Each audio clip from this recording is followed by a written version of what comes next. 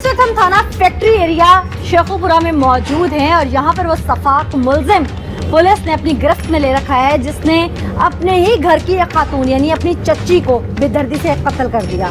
इसके क्या अज़ाइम थे, ये कोई प्रॉपर्टी के त्याना चाहता था। 2 बच्चों की माँ, सशक्ते मासूम बच्चे, 1 साल का छोटा सा बच्चा जो अपनी माँ के आने का मुंतजर था वापस घर, इसने शायद उसकी भी परवाह ना की। इसी से बात करते हैं। क्या नाम है भाई?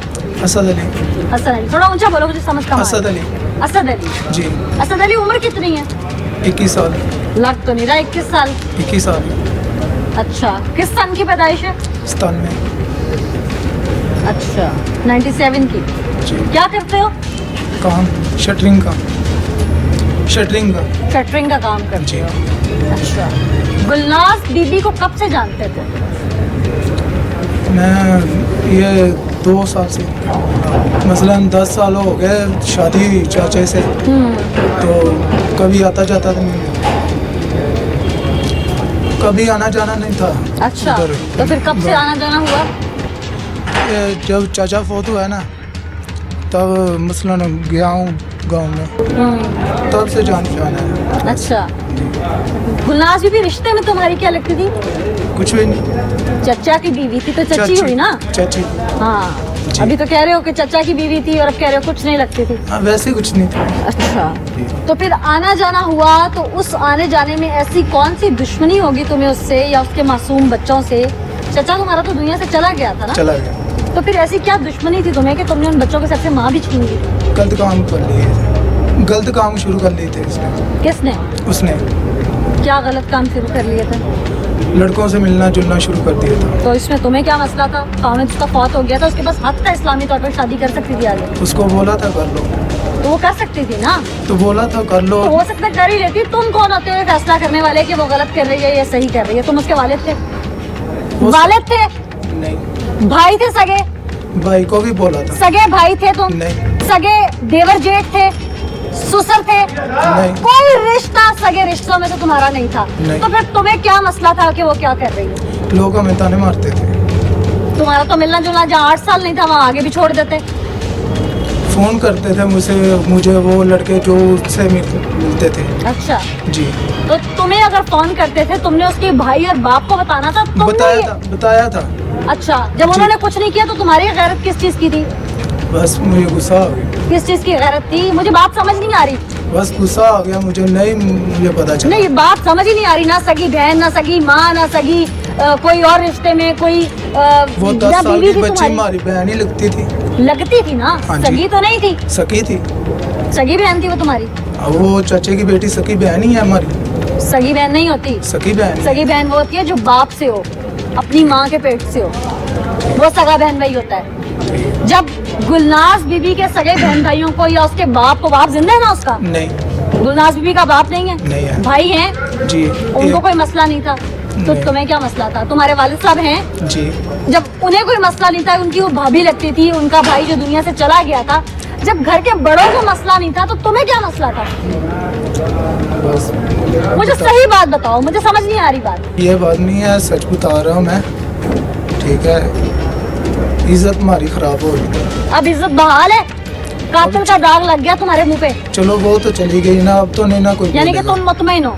वो अब तो नहीं ना कोई बोलेगा, वो तुम्हारी चाची ये कर रही है, वो कर रही है। ओ भाई मेरी बात सुनो, इस दुनिया में पता नहीं कितनी ख्वातीन है, सगे रिश्तों से हटके सबका ठेका तुमने ले रखा है क्या?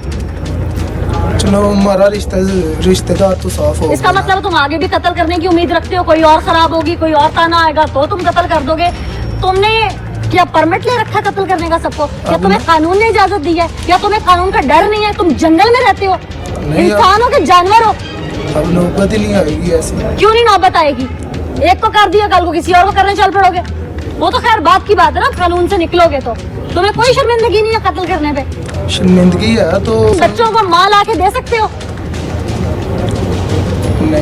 नहीं दे सकते ना? नहीं। कत्ल किया कैसे था, प्लान कैसे किया था, क्या हुआ था, किस दिन का वक़्त है, कितने बजे का वक़्त है, सब बताओ मुझे अपने मुंह से। 7 बजे का हुआ है। किस दिन का? मंगल का। मंगल का। अच्छा, फिर उसको बाहर लेकर आया हूँ घर से। शाम 7 बजे का। हाँ जी। कैसे बाहर लाए हो?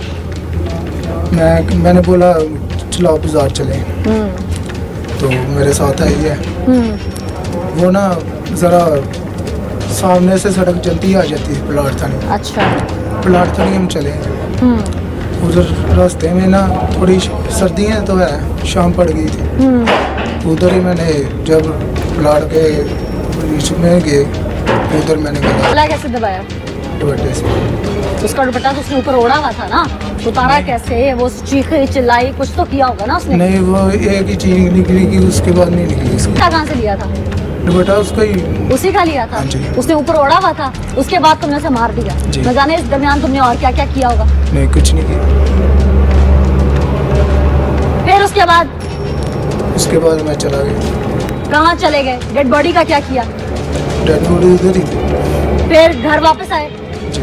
गुस्सा इतना आ गया था, मुझे समझ ही कुछ नहीं आ रहा था। अजीब तुम्हारी गैरत है, मुझे तो कहीं से भी समझ नहीं आ रही और तुम कह रहे हो मुझे गुस्सा आ रहा था।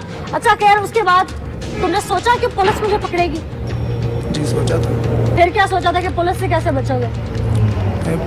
बचना कैसे है, सजा तो होनी है। तुम्हारे लिए सजा होनी क्या चाहिए? सजाए मौत ही हो। जो एक्यूज्ड है वो कम उम्र लड़का है और फैमिली मेंबर को ही उसने कत्ल कर दिया है। ये सारा सिनेरियो पुलिस के सामने क्या आया? इन्वेस्टिगेट जो किया वो क्या था? इस सारे मामले को समझने के लिए ज़रूरी होगा कि हम पीछे से इस केस को सारा बिल्कुल। देखें। इसके अंदर सबसे पहली चीज़ तो ये है कि हमें ना पिछले माह एक लाश मिली 12 को, और एक खातून की लाश थी जिसको बड़ी बेदर्दी से कत्ल किया गया हुआ था। और ये एक फैक्ट्री से मिली जो गैर आबाद फैक्ट्री थी, पुरानी कोई फैक्ट्री थी, गैर आबाद सी जगह थी, उसके अंदर से लाश मिली। जब हमने लाश को देखा तो पहले तो उसकी आइडेंटिफिकेशन एक मुश्किल प्रोसेस था। उसको आइडेंटिफाई कराया गया तो हमें पता लगा कि वो गुलनाज बेगम की लाश है, और फिर उनके लवाहिकीन को बुलाया गया और कत्ल का पर्चा दर्ज हो गया। इस सारे काम के बाद हमने उसकी जो तफ्तीश है उसको देखा तो हमें अंदाज़ा हुआ कि ऐसा उनकी कोई बाहर दुश्मनी नहीं थी। एक घर में रहने वाली खातून थी जिसके कोई बाहर आना जाना नहीं था, कोई काम नहीं था। तो इसके अंदर हमने काफ़ी प्रोसेस करवाया, फ़ोन के रिकॉर्ड्स, मुख्तलिफ़ चीज़ें, जो टेक्निकल वर्क सारा हो सकता था, पुलिस वर्क हो सकता था, वो हमने किया। ऐसा हमें शुरू के दिनों में कोई क्लू नहीं मिला, लेकिन चंद एक नंबर हमें आइडेंटिफाई हुए जो उन्हीं इलाकों में बार बार आते थे। उन नंबर्स को जब हमने आइडेंटिफाई किया तो हमें अंदाज़ा हुआ कि एक असद नामी आदमी जो है उसकी मुलाकात रही है इस खातून से। और वो फिर असद को जब चेक किया गया तो हमें पता लगा कि असद जो है वो उसका भतीजा है और ये उसकी चचा की बेवा है। खातून का भतीजा। जी हाँ, और ये खातून जो है वो उसके चचा की बेवा है। ठीक है। हमने फिर असद को जब इंटेरोगेट किया तो हमें अंदाज़ा हुआ कि असद जो है वो चचा की डेथ के बाद अपनी चची के साथ उसके कुछ ताल्लुकात थे और वो मोहब्बत में गिरफ्तार था। वो उसको ये कहता रहा कि मेरे साथ शादी भी कर लो, और ऐसा नहीं हुआ। फिर वो उसको फिर कुछ शक था कि शायद ये खातून जो है वो इसका कहीं और ताल्लुक है, और इसी रंज की वजह से उसने जो है वो फिर इसको इस फैक्ट्री में बुलाया मिलने के बहाने, और वहाँ बुला के कत्ल कर दिया। तो कत्ल किस चीज से आला? कत्ल था कोई? गला दबा के कत्ल गला किया। दबा जी के हाँ, क्लियर गला हो गया दबा। रिपोर्ट में? जी हाँ, रिपोर्ट में clear अच्छा, हो असद के साथ और भी कोई शामिल था, कोई मुशावरत में या उसको करने में, उसको हेल्प करने में? नहीं, कोई ऐसे सबूत हमें अब तक नहीं मिल सके हैं कि जिससे ये बात साबित होती हो कि असद के साथ कोई बंदा जो है वो शामिल था। और तफ्तीश हमने फाइनल कर लिया, हमारे पास कोई ऐसी शहादत नहीं आई है कि था। ये एक अपना ही उसका जहन था और उसके अपने ही शकूक व शुबहात है जिसकी वजह से उसने इस बड़ी सफाकी से उस बेचारी खातून जो है उसको कत्ल